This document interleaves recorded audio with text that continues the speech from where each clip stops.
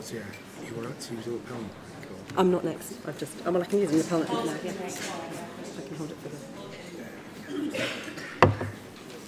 them. That one's not on.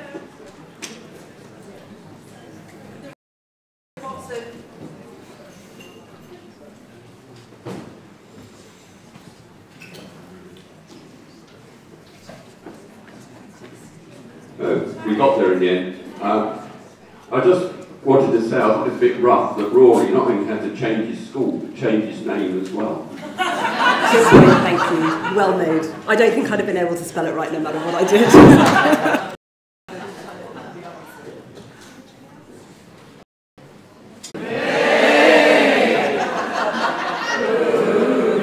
Okay. Now, where else? What other farmers could we play this game with? Well, this is a picture of Ambridge. And the first farm in Ambridge was, of course, Brookfield. And here's David Archer, who is the third generation of Archers. We've had Dan, then we had Phil, now we've got David, and there's Pip coming up. And they all are quite involved with their land, they're traditional farmer. They have a mixed farm, which is pretty unusual. So they have some acres of arable, and they've also got cows and beef cows, and they've had sheep. Do they still have sheep? Yes. They used to have pigs, but they don't have pigs. Jill's got her bees and her hens. So it's quite a mixed farm. But it was to show originally how farming and show farmers how they could improve. And then we got Brian Aldridge came along. And I can remember Brian coming along. And one of the earliest stories I remember of Brian Aldridge is him pulling out hedgerows, which I think Sheila was quite cross about, to have big open fields. He's got much lighter soil, as I will mention later. So he could farm, he mainly farms arable, although he does have lots of diversity in other areas. But he could farm much more like the farms of East Anglia, where they're huge farms, no hedgerows, you can just shove your tractors through. And then there was also Tony Archer, who started off as a tenant farmer, and then to make more money, he's here on his nice tractor because he likes his tractor. To make more money, yeah, him and Pat, partly for ethical reasons, but also a lot just to make money out of their farm, went organic. And they went through the trials of them going organic. But it was a contrast to both Brian, who's a big businessman, farmer, and the traditional Brookfield farm.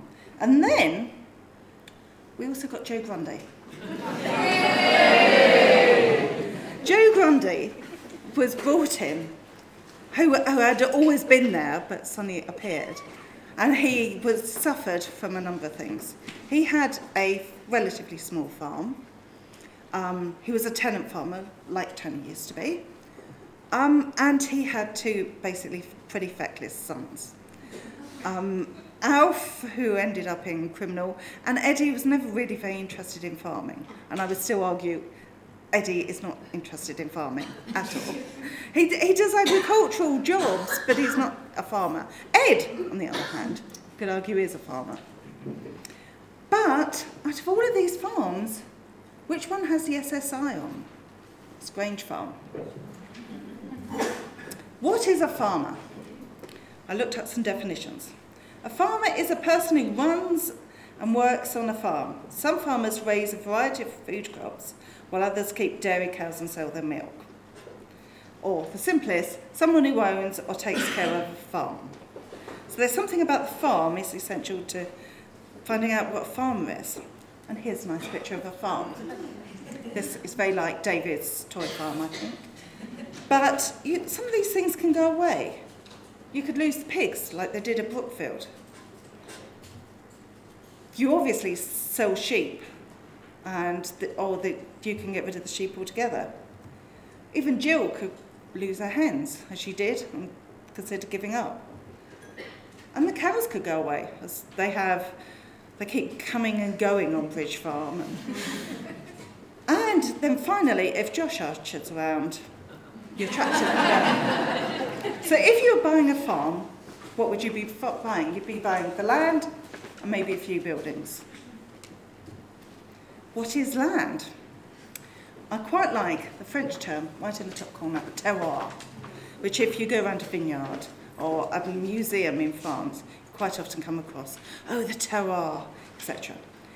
That cover is not just about acreage and how much land you've got, it's about all the other things about land that affect how you can use it and what it does to your wine or to your crops. So there's climate. The whole of Ambridge will have a pretty similar climate. But they've all got quite different topography. Some of them will be uphill bits, it's not all flat. Some are uphill bits, some are downhill bits, some are dips and hollows, that will all change. There's the geology, which I will come on to a bit more about the geology. But the geology could vary across, and actually it must do on Lakey Hill, which I haven't quite worked out what the geology of Lakey Hill is. Very, very fertile.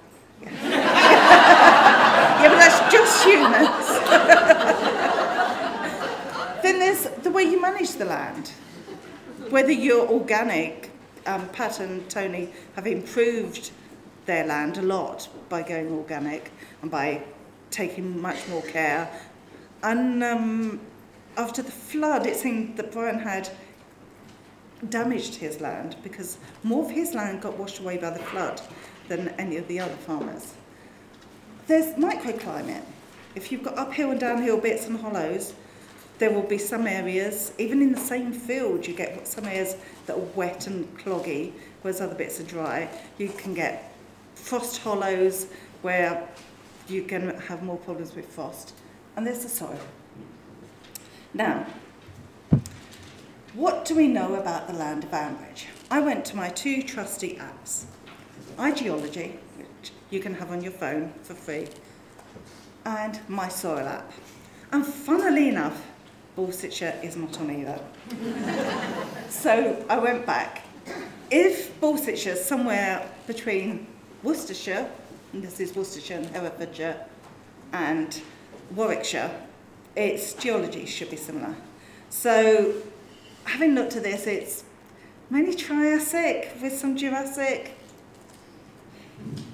And when I went on to look at the soils, they're totally different colours for the two different things, for the two different counties. But what you see is there's a lot of clay.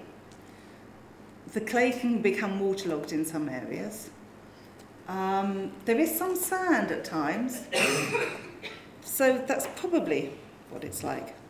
Now, if you're looking at soil, there are a number of different things you can look at. If you're looking at the soil in your back garden, I'll leave texture because I'll talk about that in a minute. Colour. The colour of your soil, we would all say is probably grey or brown, but actually it varies a lot. When I was doing proper soil science, like in this picture, you can see there's a thin black layer at the top, and then it changes colour as you go down the soil profile. We actually used to take out a book with different colours in, and you would write down the number of the colour of your soil. Because if you're in Devon, you get quite red soils. It could be grey. The ideal soil would be a nice, rich brown colour, probably. It could be black, like peat. And then the structure.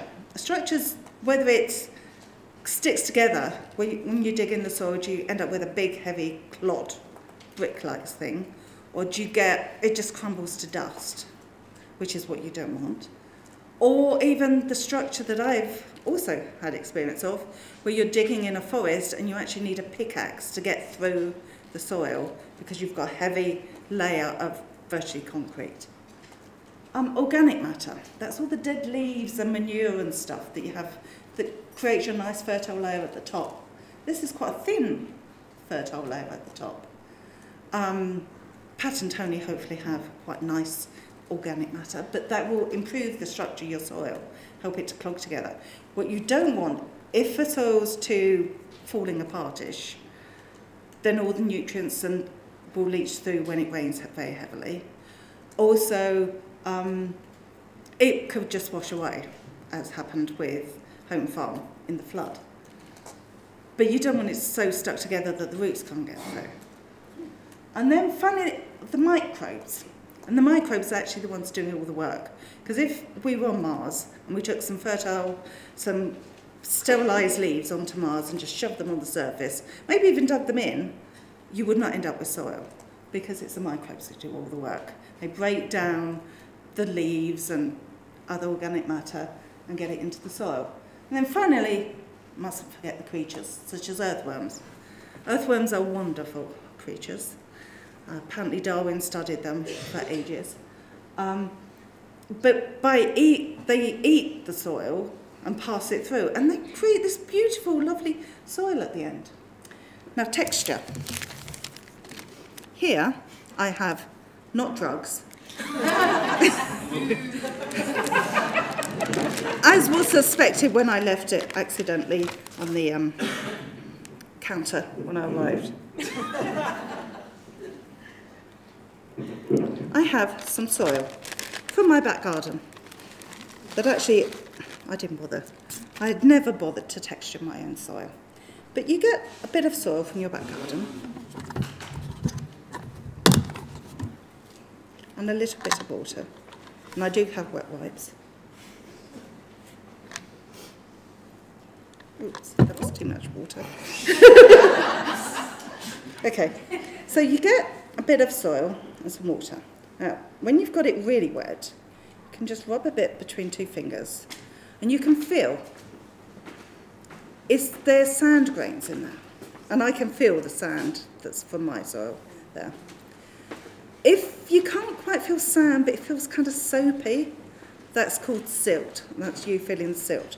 The bit of the soil that you can't feel like that is clay, which is the finest particles. But to test whether you've got clay is, can you make it into a ball? Which this is a bit wet. But I can just about make it into a ball. And if my plonk test, which is not officially science, it kind of stays together as a ball. So that means there is some clay in there. The next one is, can you rub it into a sausage shape, like with plasticine? Which this starts but doesn't really make a good sausage. If you can make a good sausage, go on to, can you make it into a ring? Now, the more of those things that you can do, the more clay you've got in your soil. And this is a problem, because the clay is great, it will hold on to water in your soil, so you want some, but you don't want too much, because then you get waterlogged soils and it doesn't drain very well, and your plants, just like when I overwater my houseplants, they're likely to get root rot. So, my soil actually is pretty close to perfect, because I can feel the sand in there, and it's quite a nice brownish colour. It did come from my flower beds that should be the best soil in my garden, and it's also got a bit of clay, so it's going to hold on to some water. So that's what Adam is doing when he goes on his field walks and tests the soil. Now this comes back to Brian Aldridge. Is he a feckless farmer, or is he a brilliant businessman? Well, the problem is, I actually think this is the wrong title. Because to be a really good farmer, you've got to have a really strong connection with your land. Brian Aldridge actually does okay with the businessy bit.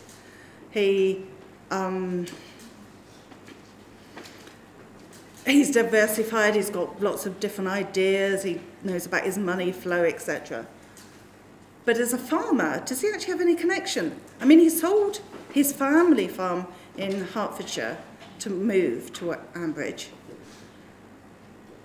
But then he just bought some land and he doesn't really have a connection. Even Jenny, I was thinking about this morning, has more of a connection to the land than Brian does.